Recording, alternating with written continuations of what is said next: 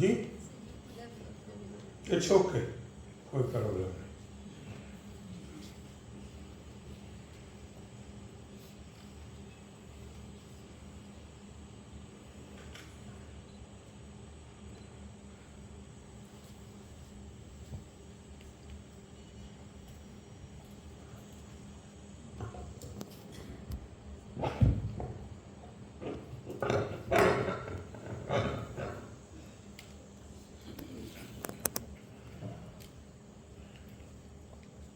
Professor Monu का Khanna ji, vice chancellor Lucknow university, professor Anamik Shah ji, president ISCB, doctor PMS Chauhan ji, professor Anil Mishra ji, distinguished guests, esteemed scientists, academicians, industry leaders,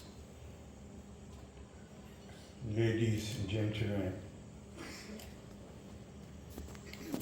my vandan and greetings to all the delegates who are attending this conference, particularly our guests who have come from abroad.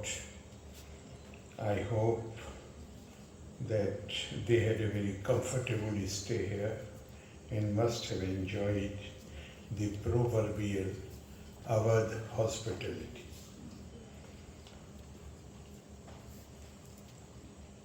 I've been informed that over past 3 days, this platform has witnessed the exchange of groundbreaking ideas, vibrant discussions, and inspiring deliberations. Conferences like these serve as a testament to the boundless potential of collaboration and innovation. The theme of the conference, current trends in chemical, biological, and pharmaceutical sciences, their impact on health and environment, is incredibly relevant in today's world. But I must confess, like esteemed Pro-Vice Chancellor, that I have a different background. It would have been more beneficial for me if you had invited me to come and attend one of your sessions rather than speak and learn something from there. And I'm not going to, although I have come with a prepared speech and the inputs have been mostly provided by Shri Anamik Shah, my old friend. In fact, I requested him again and again that I hardly know anything about this subject, so kindly spare me. But he is an old friend since 1974. Therefore, it was impossible to turn down, I won't say his request, I would say his command. And therefore, I have presented myself before you, but I am not going to commit the mistake of carrying coal to the new castle.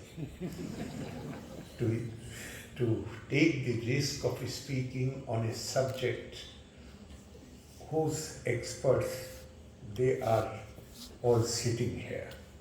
And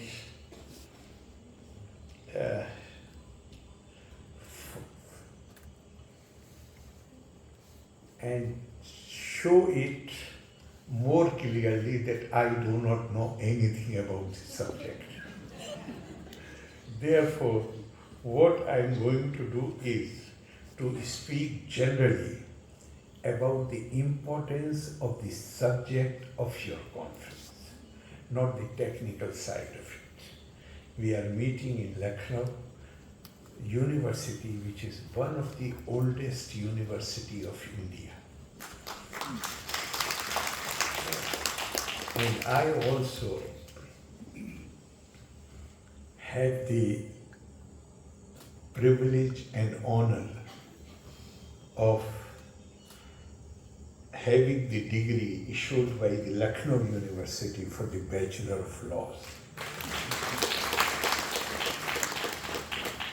Therefore, it becomes especially important for me to have availed the invitation of Anamik Bhai.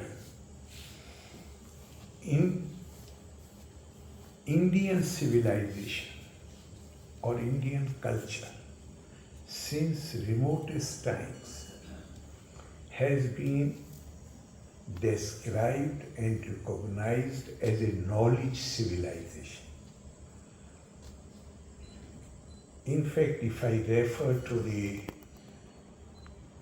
10th and 11th century Arab historians, right from Tabri to Ibn Khaldun,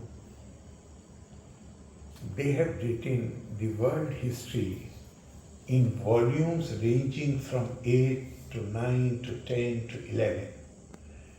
And in the first volume, which is more like a prologue, each one of them has said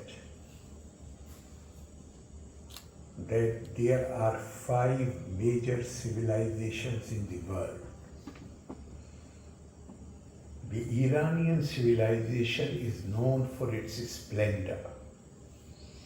Chinese for their craftsmanship and obedience to the rulers. Turks for their bravery. And Romans for their beauty and chivalry. And they have said that Indian civilization is the only civilization which is known for promotion of knowledge and wisdom. And since I have elaborated on my coming from a different stream of knowledge or discipline, but Indian tradition does not recognize that distinction. It says, Gyan Vigyan Sahita. It takes a holistic view of knowledge. Gyan, that is, you may include humanities, you may include spirituality, know thyself. And Vigyan, knowledge of physical sciences. And the exhortation of the Indian tradition is Tapa so adhyay nirittam, ever devoted to the pursuit of knowledge. Not a minute is to be wasted. From the time when you gain consciousness till your last breath, that engagement must continue. And then further it says, Sarva Shastra Priyojanam Atma Jnanam. It is not merely the knowledge of humanities, arts, but physical sciences also. Ultimately, the goal is of all branches of knowledge. The ultimate goal is to know your own self. Why this emphasis on knowing your own self in Indian tradition? Because again, what I described as knowledge civilization is essentially has been defined not by the color of your skin, not by the language which you speak, not by the manner in which you give expression to your faith and belief, which are the Generally, these are the characteristics which have been used by various civilizations to define themselves. But the Indian thought leaders considered them as alienable and variable characteristics. Therefore, they did not adopt or accepted them to define our culture or our civilization. Therefore, Indian civilization was defined by them right from the beginning of our journey of civilization. The first proclamation which was made was Ekam Sat Vipra Bahuda Badantu. The Indian thought leaders recognized diversity as the most basic law of nature.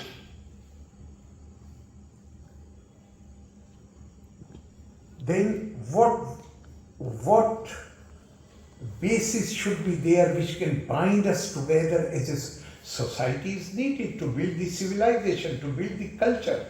You need some basis.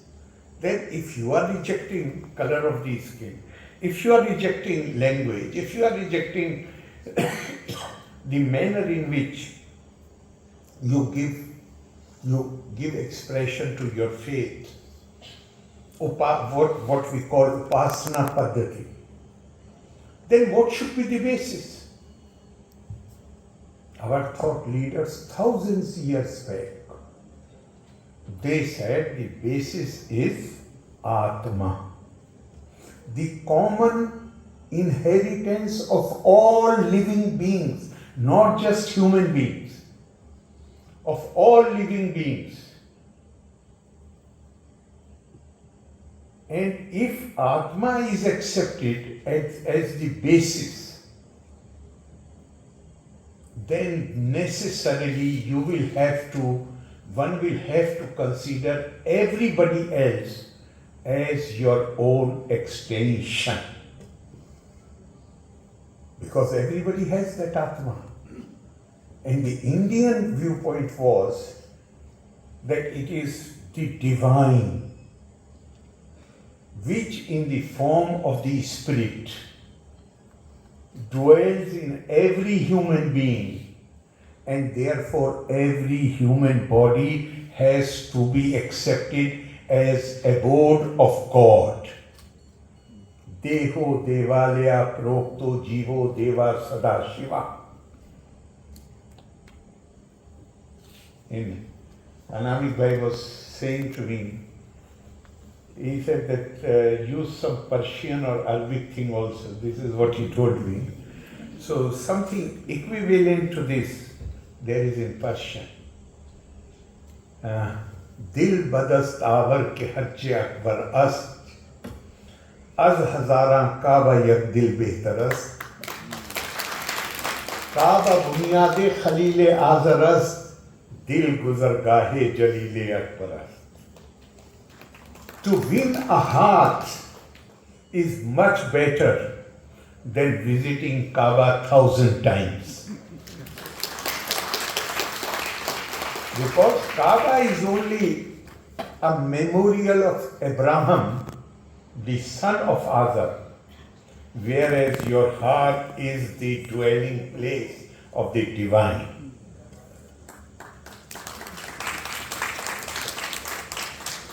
So then the point I'm trying to come to is that what you are doing, your research, your hard work, your innovations, your new findings, what is the ultimate purpose of all this labor, hard work which you have undertaken? The purpose is to palliate the pain of human beings. You are trying to find new formulas, You are trying to, as a result of your research, your innovation, we are having new medicines which take care of those who are suffering, to take care of those who are in terrible pain. What can be greater blessing than becoming helpful to those who are suffering? So you are blessed people. And in our tradition it has been said, Sangya Samgya Pragyam Apekshate. The purpose of all scholarship, the purpose of all learning is cultivation of wisdom, which results in promotion of virtuous living. You are living virtuous lives because you are helping others. And if we go strictly by the Indian perspective, then you have to consider others as your own extension. Yada bhuta prithak bhava mekasthamanu pashyati tat eva cha vistaram brahma sampadiyate tada. Whatever diversity that you see, they are not others.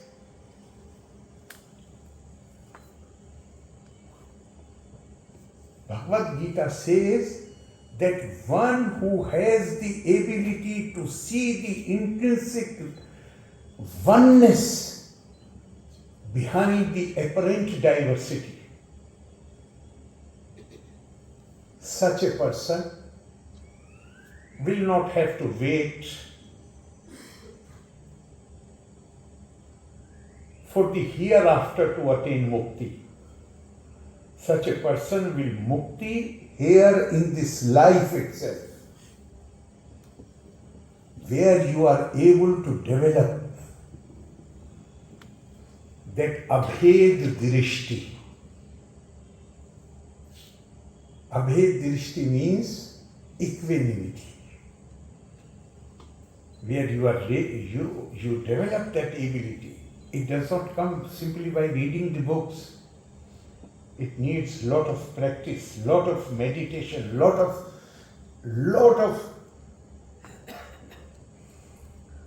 what we call lot of tapas. Not just merely reading the books, they lead you on the path. But to internalize it, that is, reading the book is the first basic thing.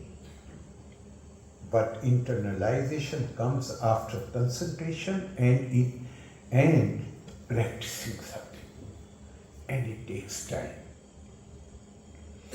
So, basically, the essence of this whole thing is that we must. Swami Vivekananda was asked, what is the purpose of this life? Pursuit of pleasure? He said, certainly not. Then what is the purpose of life? The purpose of life is pursuit of knowledge. Then somebody asked him that if the purpose of life is pursuit of knowledge, then what is the purpose of knowledge? He said, to develop the ability to see intrinsic unity behind apparent diversity. This diversity which we see, even the children of the same parents, they don't look alike. They do not have the same kind of taste. They do not have the same choice of colors. So what Indian thought leaders prescribed was that we must not only accept diversity as the law of nature, but we must accept this diversity. We must respect this diversity. And the basis for acceptance and respect is that this diversity is only apparent. We are not going to wish it away. This is going to be there. But behind this apparent diversity, lying behind this apparent diversity, is the intrinsic unity. And that can create the awareness in me where I can feel the pangs of the pain with which the other person is suffering. Then that pain becomes my pain. And if it becomes my pain, I will have to find ways to fight it out, to palliate it, to cure it. And you are engaged in that great enterprise. Once again, I think I've already taken enough time, but I would like to conclude with a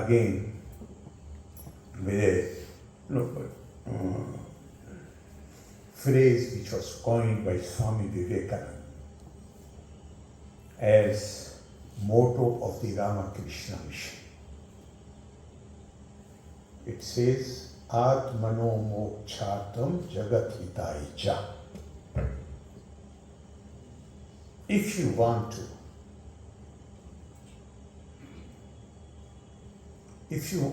I'm going to use few words for the moksha. Moksha is liberation from human condition. Moksha is also freedom. Moksha is also the ultimate happiness, contentment. So he says that if you desire all these things, then work for the welfare of the mankind. Your own welfare lies. Why? Because others are only extension of yourself. Therefore, if you want, we generally say, do good to others.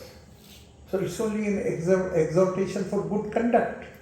But the thrust of the Indian tradition is to tell you that in doing good to others actually serves your selfish interest.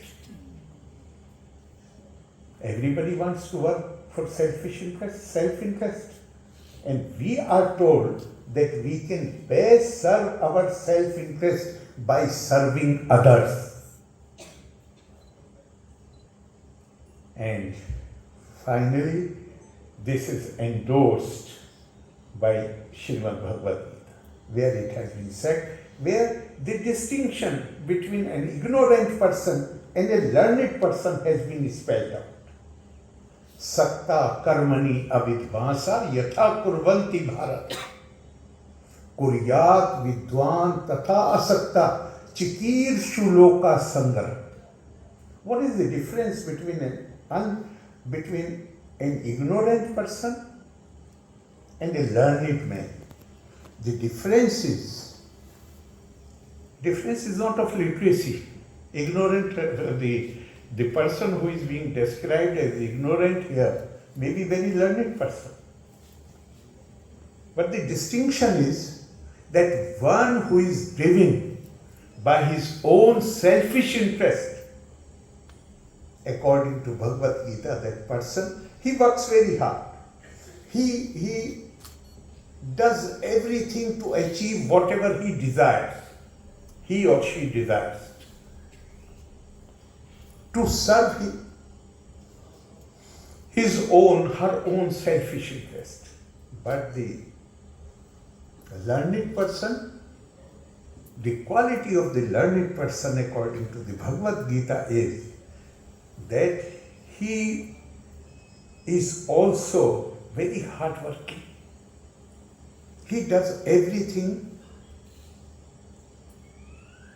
but his inspiration comes from Chikir Shuloka Sangraham, desiring welfare of the mankind, desiring welfare of the world. That is the difference. And now when we are sitting here in this very grand hall of the university, so we have to be conscious that we are at a center of learning, one of the oldest university in India, and we must fulfill the requirements which are expected of a learned person. And the requirement from a learned person is that all her actions must be directed towards the goal of seeking, desiring welfare of mankind. I have no doubt that you have in your deliberations discussed how you can help those who are suffering. So that amounts to the same thing. I give you all my best wishes and thank you very much for inviting me here, giving me this opportunity to meet such a large group of so many scholarly persons. Loka samasta sukhino bhavantu. Thank you very much. Jai Hind.